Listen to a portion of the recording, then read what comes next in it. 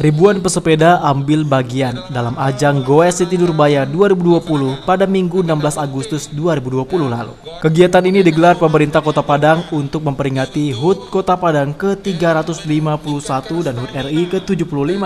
Rute yang ditempuh pesepeda di ajang tersebut terdiri dari rute panjang dan sedang, mengambil titik start dari Gor Agus Salim ke Pantai Padang sampai Jalan Nipah, Teluk Bayur, dan finish kembali di Gor Agus Salim. Mengingat event Goes ini dilangsungkan dalam masa pandemi COVID-19, pelaksanaannya pun dilakukan dengan protokol kesehatan. Selain menyiapkan peralatan cuci tangan, mewajibkan mengenakan masker di lokasi start dan finish, penyemprotan lokasi start dan finish, menjaga jarak, panitia dari Dinas Pemuda dan Olahraga Kota Padang bekerja sama dengan komunitas sepeda Indonesia Sumatera Barat pun juga membatasi peserta. Kami sudah mengadakan rapat beberapa kali dengan SKPD dan gugus tugas COVID-19. Dan kami sudah mendapat arahan dari dinas terkait. Kita harus menjaga menerapkan protokol kesehatan. Karena memang agenda kita ini agenda rutin ya, sudah tahun yang keempat tahun ini, dan apalagi warga masyarakat kita selama lebih kurang 4 bulan COVID. Dan mereka berada di luar rumah, berada dalam rumah, dan kesempatan ini yang kita adakan Goes ini, maka animonya luar biasa. Sementara itu, event Goes City Nurbaya Adventure ini juga merupakan langkah awal dalam pemulihan ekonomi dan aktivitas masyarakat dalam masa adaptasi kebiasaan baru. Dari Padang, Sumatera Barat, Wahyudi Agus, TV One mengabarkan.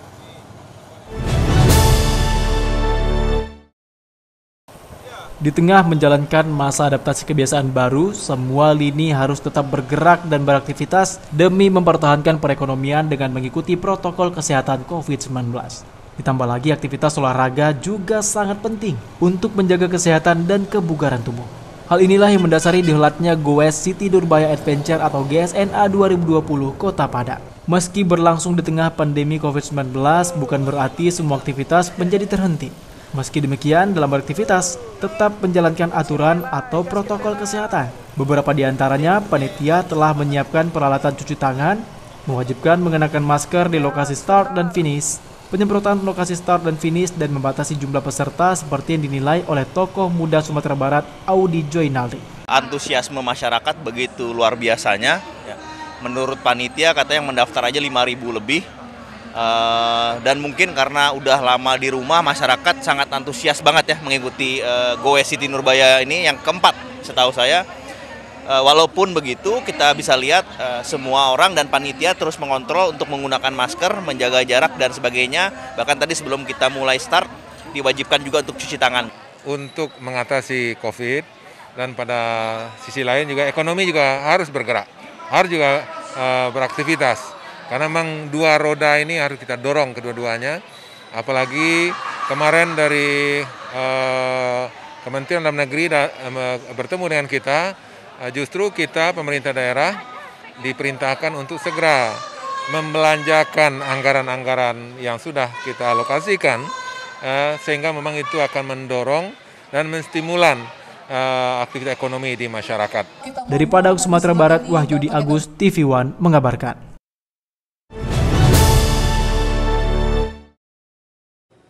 Bertempat di pendopo rumah dinas Bupati pada Jumat malam 21 Agustus 2020 lalu, Bupati Batanghari Syahirsah hadiri pisah sambut Kapolres Batanghari AKBP Dwi Mulyanto yang digantikan oleh AKBP Heru Ekwanto. AKBP Dwi Mulyanto yang sebelumnya menjabat Kapolres Batanghari ini dipindah tugaskan ke Polda Sumatera Selatan dan digantikan oleh AKBP Heru Ekwanto yang sebelumnya bertugas sebagai Kapolres Kerinci. Kegiatan yang penuh dengan haru tersebut juga dihadiri oleh seluruh unsur Forkopimda Kabupaten Batanghari, Wakil Ketua DPRD, para asisten, staf ahli, dan seluruh kepala OPD di lingkungan pemerintah Kabupaten Batanghari. Dalam sambutannya, Bupati Batanghari mengucapkan selamat jalan dan selamat bertugas kepada AKBP Dwi Mulyanto dan mengucapkan terima kasih banyak atas pengabdiannya selama menjadi Kapolres Batanghari. Selain itu, Syahirsah juga mengucapkan selamat datang kepada AKBP Heru Ekwanto di Bumi Serentak Bak Regam, Kabupaten Batanghari. Dengan adanya pergantian pimpinan Kapolres ini, Bupati berharap Kabupaten Batanghari selalu dalam keadaan kondusif dan minim kriminalitas.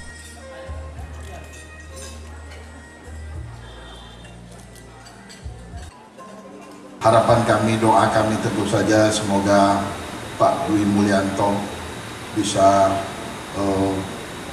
mendapat tempat yang baik, yang sukses lagi. Semoga cita-cita, keinginan, dan harapan beliau untuk mendapat 3 melati dapat dikabulkan oleh Allah Subhanahu wa Ta'ala. Duhai Zat yang Maha Mulia dan Maha Pengampun. Dari Kabupaten Batanghari, Jambi, Bayu Alfarizi, Tarmizi, TV One mengabarkan. Dosa guru-guru kami, dosa para pemimpin kami.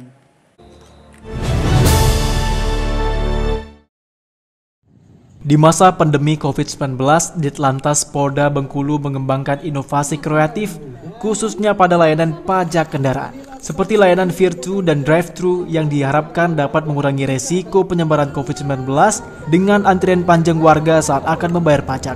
Saat ini telah ada mobil keliling, gerai, serta kontainer Virtu dan Drive-Thru yang disediakan dengan konsep kekinian. Selain memudahkan warga wajib pajak kendaraan, konsep ini disesuaikan dengan lokasi layanan drive-thru pajak kendaraan.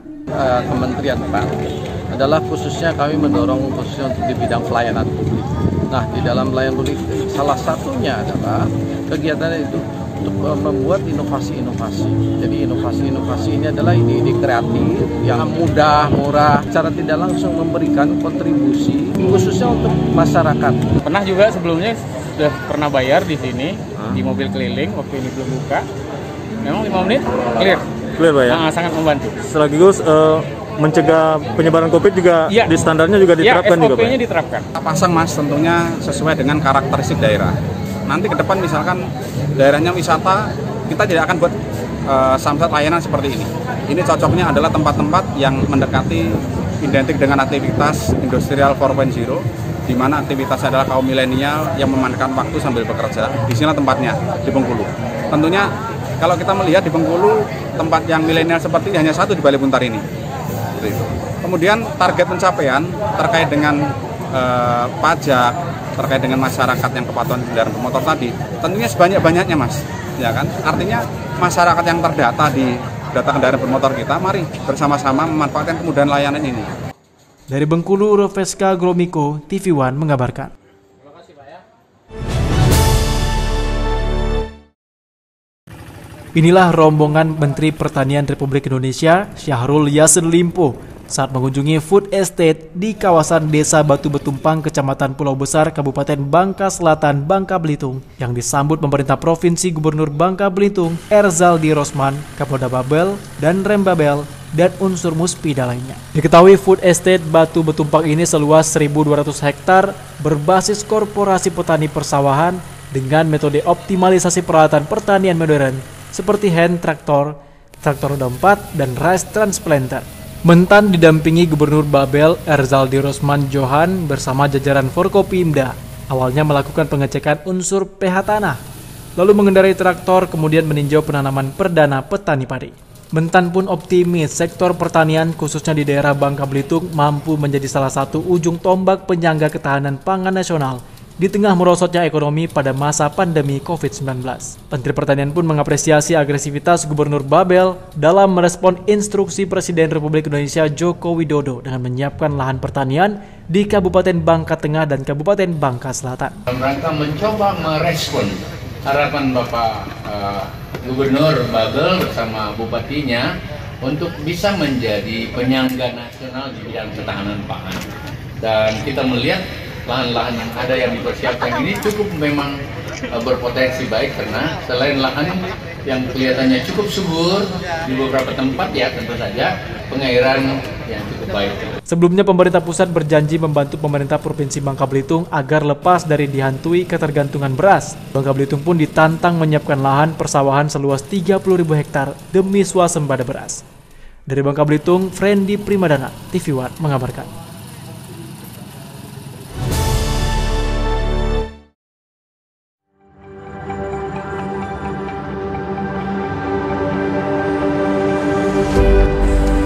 Asosiasi Pelaku Pariwisata Indonesia Sumatera Utara kembali menggelar Jelajah Wisata Budaya 2. Perhelatan akbar ini membangkitkan gairah pariwisata dan mempromosikan tujuan-tujuan wisata serta memperkenalkan budaya dan seni di Sumatera Utara.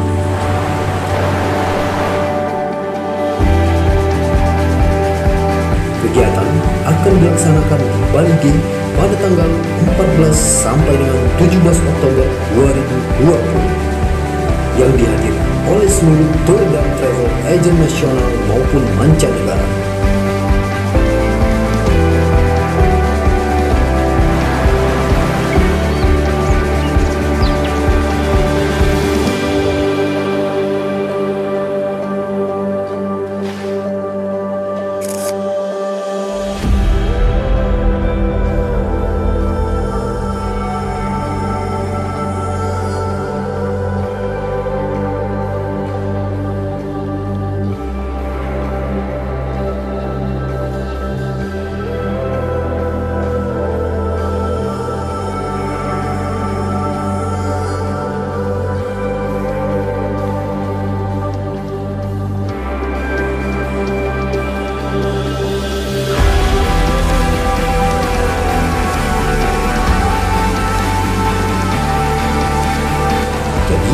Tunggu apa lagi?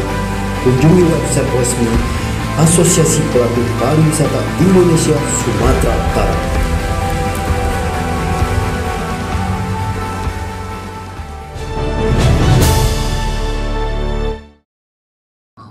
Beginilah suasana tablik akbar yang diselenggarakan pemerintah Kabupaten Mandailing Natal di wilayah Mandailing Julu, Mandailing Natal. Ribuan warga memadati lapangan terminal Kota Nopan untuk mengikuti zikir dan doa serta mendengarkan tausiah. Pemerintah Kabupaten Mandailing Natal mengundang Ustadz Kondang asal Mandailing Natal dari Jakarta, Ustadz Soleh Mahmud Nasution, atau yang dikenal dengan Ustadz Solmed untuk mengisi tausiah. Kegiatan seperti ini rutin dilakukan pemerintah Kabupaten Mandailing Natal setiap tahun untuk memupuk kolbu masyarakat Mandailing Natal dan menambah ilmu agama, khususnya agama Islam. Saat Ustadz Solmed menyampaikan tausiahnya, warga sangat antusias. Meski cuaca terik, warga tetap semangat mendengarkan tausiah meski sambil berdiri berdesakan. Bupati Mandailing Natal Dahlan Hasan Nasution bersama unsur Muspika serta Kepala SKPD se-Kabupaten Mandailing Natal juga larut dalam acara tablik akbar ini.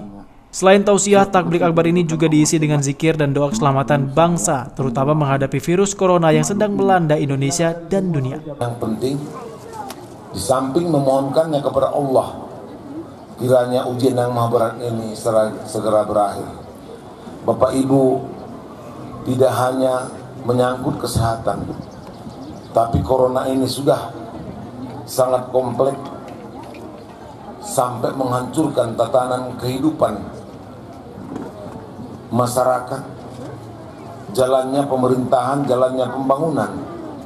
Nah, pada kesempatan yang mulia ini, saya mengajak kita semua agar corona ini mampu kita jadikan menjadi karunia. Bapak Ibu, tidak lain, mari kita muhasabah diri.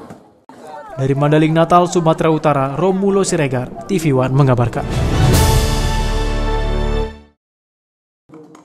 Haji Aswin Parinduri terpilih menjadi Ketua DPD Partai Golkar Kabupaten Mandailing Natal untuk kedua kalinya secara berturut-turut setelah pada musda kali ini berhasil kembali terpilih. Sekretaris partai berlambang pohon beringin ini juga kembali diamanahkan kepada Erwin Effendi Nasution yang juga merupakan Wakil Ketua DPRD Mandailing Natal. Musyawarah daerah ke-6 ini dihadiri 23 pengurus kecamatan, Ormas Golkar, serta DPP Partai Golkar Provinsi Sumatera Utara. Selain itu, sejumlah ketua partai dan perwakilan partai lain hadir dalam musda ini seperti Partai Demokrat, PDIP, Nasdem, Perindo, dan lainnya. Bupati Mandailing Natal Dahlan Hasan Nasution yang hadir dalam acara musda ini berharap agar semua partai yang berbeda di Mandailing Natal memiliki tujuan yang sama, yaitu membangun dan memajukan masyarakat Kabupaten Mandailing Natal.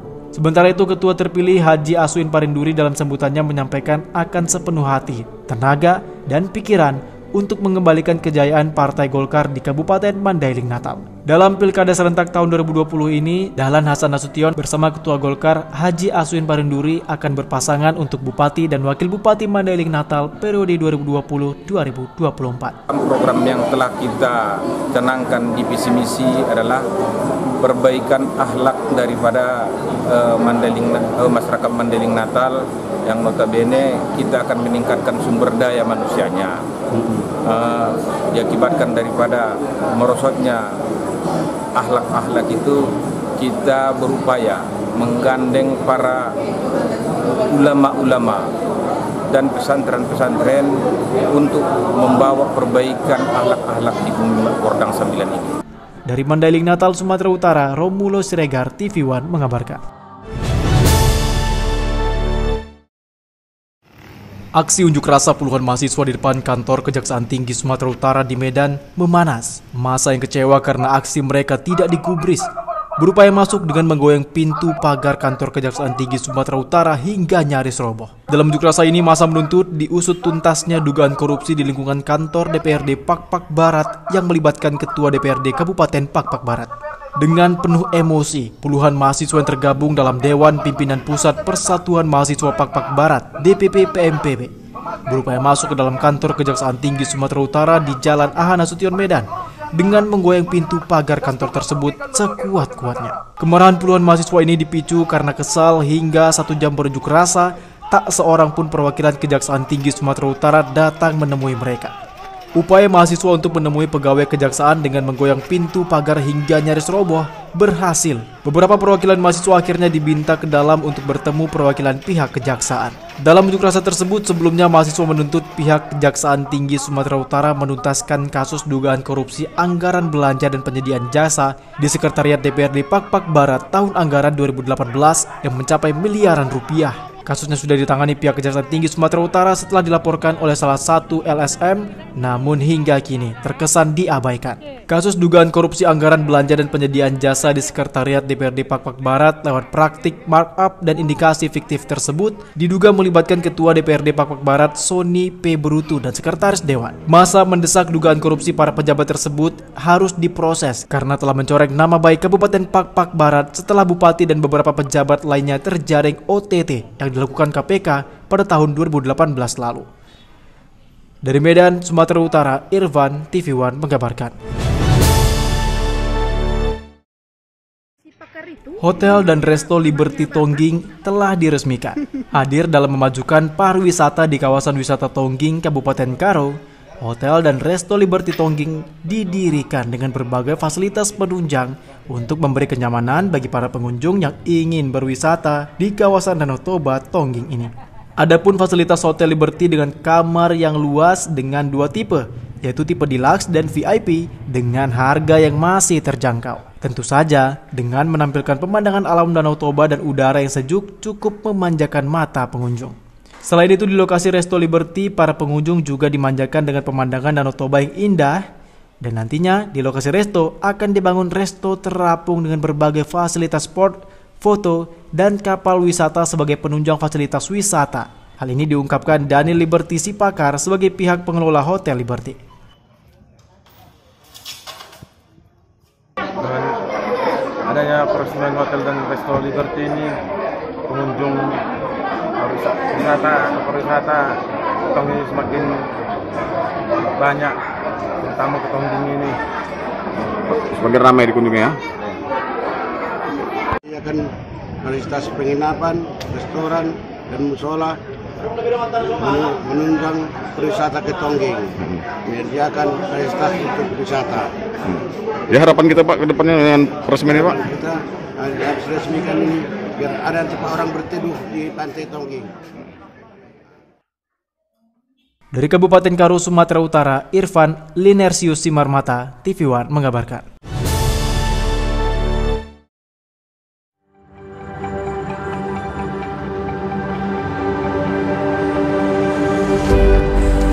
Asosiasi Pelaku Pariwisata Indonesia Sumatera Utara kembali menggelar Jelajah Wisata Budaya 2.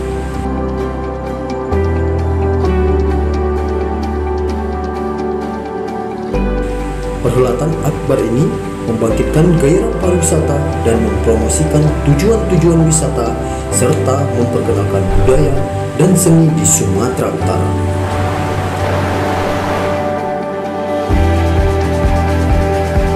Kegiatan akan dilaksanakan di Bali Game pada tanggal 14 sampai dengan 17 Oktober 2020 yang dihadiri oleh seluruh tour dan travel agent nasional maupun mancanegara.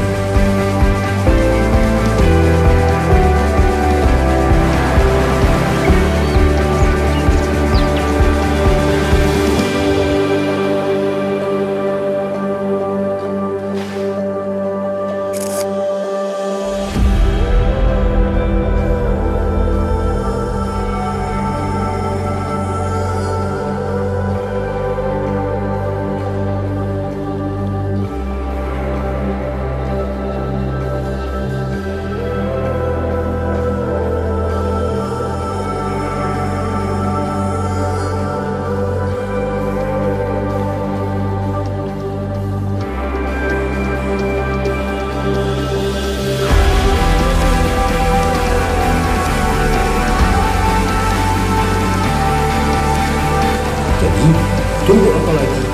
Kunjungi website resmi Asosiasi Pelaku Pariwisata Indonesia Sumatera Utara.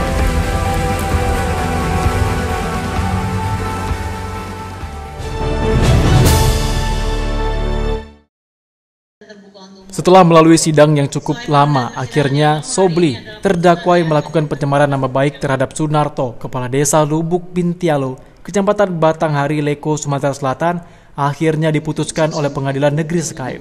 Terdakwa Sobli divonis Majelis Hakim 4 bulan penjara. Dalam sidang putusan ini dibacakan oleh Ketua Majelis Hakim Tias, serta Hakim Anggota Andi dan Arif, dan dengan Jaksa Penuntut Umum Reni Etalina. Sedangkan terdakwa Sobli didampingi oleh kuasa hukumnya Indra Fikri. Dalam sidang kali ini, pihak kuasa hukum akan mengajukan banding akibat terdakwa divonis 4 bulan penjara dari tuntutan hakim sebelumnya 7 bulan penjara. Terdakwa divonis bersalah melanggar pasal 310 KUHP dengan vonis 4 bulan. Dan menyikapi hal tersebut, kami akan melakukan upaya hukum. Perkara atas nama Sobli bin Abu Hasan, alhamdulillah sudah terbukti perbuatannya, yang mana kita tuntut selama 7 bulan dan diputus oleh hakim 4 bulan. Masalah terdakwa atau PH-nya banding, itu haknya terdakwa atau haknya PH. Yang jelas perbuatan ini telah terpenuhi unsur-unsurnya, yang mana di dalam uraian, di dalam surat dakwaan semuanya telah terbukti. Dari pihak jaksa sendiri, Pak? Kita menerima hasil putusan tersebut. Terdakwa Sobli sebelumnya melakukan pencemaran nama baik terhadap Sunarto, Kepala Desa Lubuk Bintialo, dan dilaporkan ke Polres Musi Banyuasin dengan didampingi kuasa hukumnya.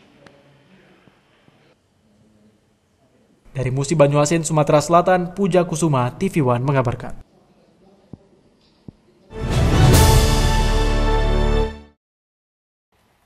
Polres dan Forkopimda Kabupaten Oku Timur kembali melakukan giat sosialisasi dan penyemprotan cairan disinfektan di wilayah Kabupaten Oku Timur. Kegiatan ini dilaksanakan mengingat saat ini virus corona masih menjadi catatan serius pemerintah yang telah menelan banyak korban. Selain itu, penyemprotan disinfektan yang dilakukan di Pasar Tugu Tani, Kecamatan Martapura ini juga untuk mengingatkan masyarakat agar tidak lengah dan tetap mematuhi standar kesehatan COVID-19. Kapolres Oku Timur AKBP Dailizon mengatakan agenda ini mendapat dukungan masyarakat dan pemerintah Kabupaten Oku Timur. Ia berharap dengan adanya kegiatan ini kembali dapat mengingatkan masyarakat akan bahaya penyebaran virus corona. Untuk itu pihaknya bersama unsur TNI dan pemerintah kembali menggalakkan kegiatan penyemprotan cairan disinfektan dan pembagian masker kepada masyarakat. Kami bersyukur agenda ini juga dan mendapatkan dukungan dari segala tataran masyarakat, mulai dari pimpinan daerah sampai dengan masyarakat, tokoh masyarakat.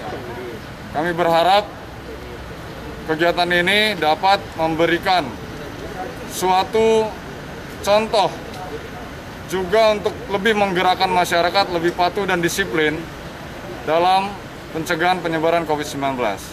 Di mana sebagai informasi yang kita dapatkan bahwa penyebaran COVID-19 ini hampir rata-rata di seluruh wilayah Indonesia adanya gelombang kedua. Sehingga dikhawatirkan di wilayah Oku Timur juga akan terjadi seperti itu, makanya segera kita galakan pelaksanaan dari Impres nomor 6 tahun 2020 ini. Dari Kabupaten Oku Timur, Herman Sawiran Redo Saputra, TV One mengabarkan.